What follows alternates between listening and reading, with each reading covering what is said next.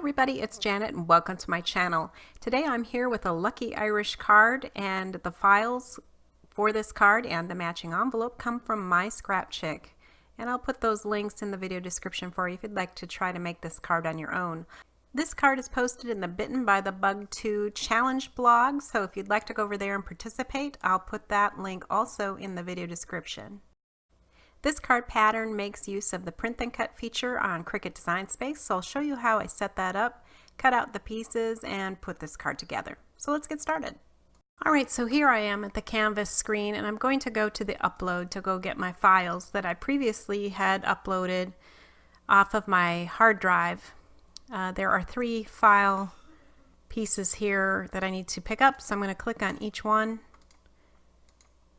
and then hit Insert Images. Okay, so you can see that I have everything in here, and they are grouped into different pieces. Now the first thing I need to do is adjust the size of my card base. I want this to be a 5-inch card base. Right now it looks to be about 3 inches. And I also need to adjust these other pieces along with my card base so that everything still fits. The best way to do this is to just lasso everything, right click, hit group. Now when I bring it up here, I can see that it's about 3 inches. I'm going to grab the corner here and pull it, and I'll have to make it a little smaller so I can still see it. Pull it again, and it should go from the 1 to 6 inch, and that should be 5 inches. 1, 2, 3, 4, 5.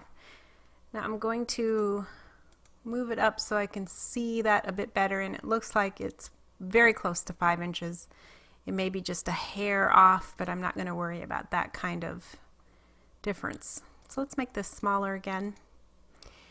And now let's prepare everything that I need. So I'm going to get rid of a few of these pieces. So I'm going to start by ungrouping everything again, and then I'm going to ungroup this.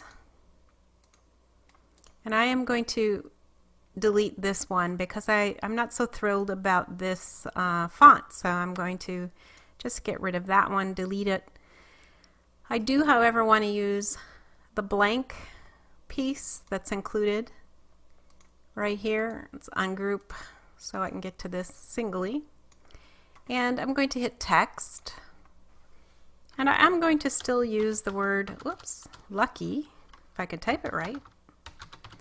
But I am going to change the font. So I'm going to go up to font here, and I'm actually going to choose Algerian. I like that stylized font. To me it looks a little bit more Irish. And then I'm going to go to letter spacing up here, and I'm going to start decreasing the letter spaces because I think they're too far apart. And that looks about right. Now I'm going to make this smaller by just pushing it in using this button there, and then I can put it up on my piece. I'm going to increase the size again so I can see this a little bit better, and it's not too bad. I think I'll stick with that. However, I do want to change the color from black up here to the Kelly green, and then I'm going to select the whole thing, right click, and hit attach. Oops, actually I don't want that, as it turns out. So right click and group. There we go. Now the last thing we need to do is to flatten this so that it is a print then cut file. And I'm going to go down here to the bottom right and hit flatten. And now it is a print then cut piece. Now I've got to do the same thing with this, because currently you can see over here it's saying it's going to cut everything out. And see, it's got cut and cut. Now I don't want these to cut, I want them to print. So again, the best way to handle this is to just make sure you have that item chosen and go down here and hit flatten. And that's going to tell Design Space that you're actually going to print it. Alright, so as you can see here it says cut then print. And also, if I click on my lucky sentiment, it says cut and print. So now we've got that working correctly. Now I'm going to make this all a bit smaller again. I do not want this mat because I'm using this mat, so I can hit that and delete it. I do want this, and as I've already said, I need these two. So this is all good. This light colored mat in the background is going to be my gold foil. The lighter green is going to be my patterned cardstock, and then I'm going to want the shamrock and the card base to print the same color. So let's go to the layers panel, or the color sync panel actually, and I can verify there that the shamrock and the card base is exactly the same color, so it's going to cut out on the same piece of paper, which is what I want, but the other two mats are on different pieces. Now you won't see the print then cut versions in this because it's not looking for that. It's going to be later on looking for the pre-printed piece that it will read when you put it through your machine and then cut it for you. So going back to layers for a second, we're getting very close to being ready, but we do have to change one thing. Just like the print then cut wasn't really ready for us to print then cut, same goes for this card base. If we look here, that line that's supposed to be the score line currently says cut, and that's no good. We need it to score. So just click right there on that cut so it only has that thing chosen. Go up to line type and choose score. And you'll get a dotted line at that point, and you'll know that you now have score, plus it will also say over here score. The last thing we need to do is make sure that score line stays with your piece, and so to do that we need to hit attach. And so now it is attached, and when I hit the make it, you're going to see that we have the print then cut page, we have the gold mat, we have what's going to be the designer cardstock patterned paper, and we have this with the score line there for the card base. So what you're going to do at this point is you're going to hit continue, and what it's going to want to do first is do the print.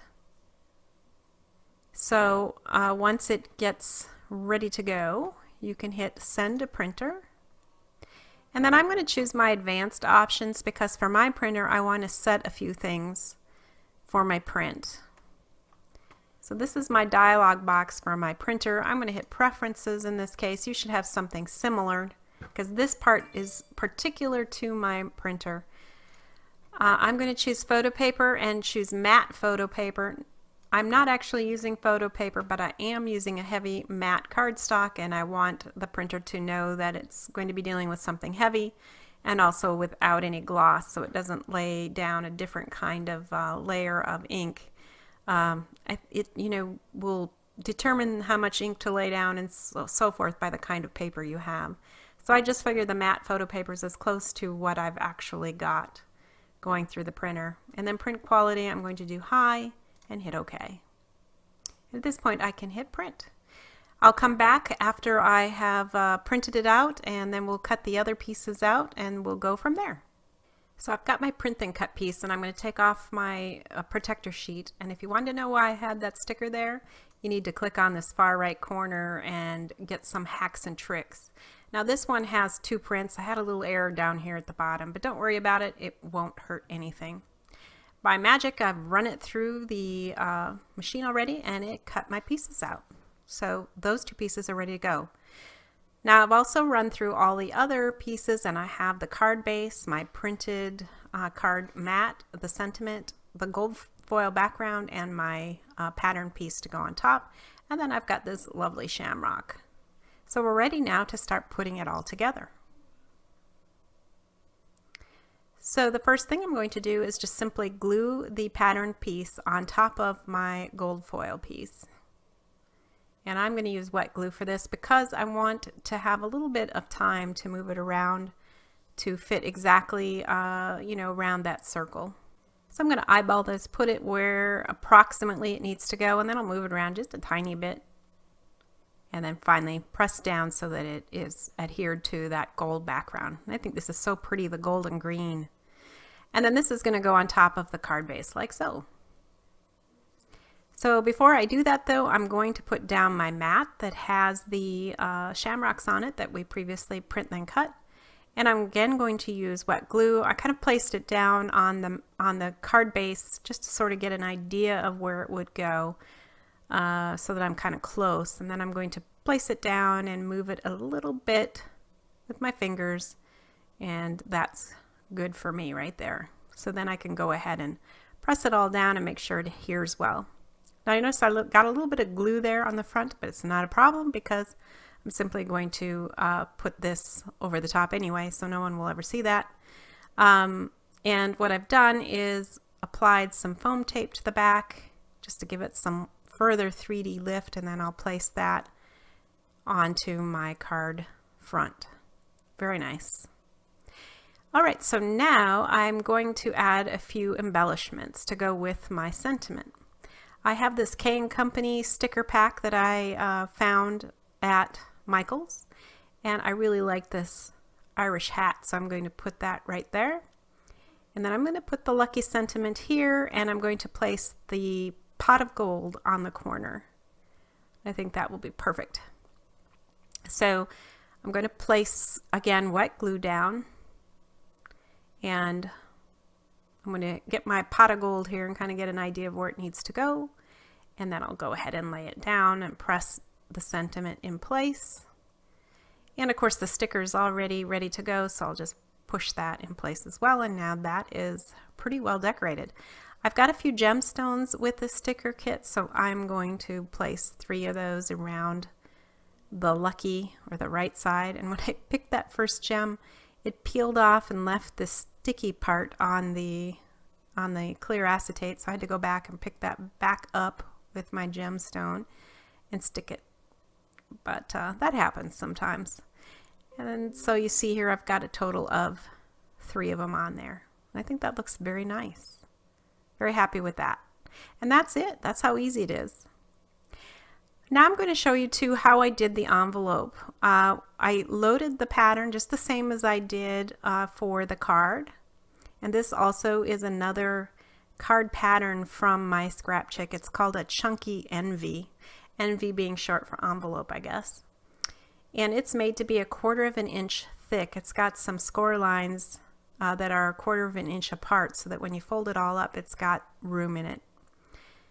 So here is the cut, and then also it comes with a liner, which does the same thing. On the top, it gives 1/4 of an inch spacer there. And I'm trying to show you that, but it's hard to see it with that pattern paper. I'll flip it over to the back and you'll see it a little better in a few minutes here. So I'm going to fold all the score lines, and on each side there are 2. Again, to create that 1/4 inch spacing. And this is a really easy pattern to make. I did also size this to fit the 5-inch card, and I'm going to show you when it's folded up that you've got that 1/4 inch space in there. So that's perfect for this card, which is a little bit thick. Now here is that liner, and there you can see my spacing for the score lines that I put in there. It comes with the score lines too, so you don't have to worry about that. I'm going to go ahead and use my bone folder to make sure those fold lines are in there really well. And now we can go ahead and glue it in.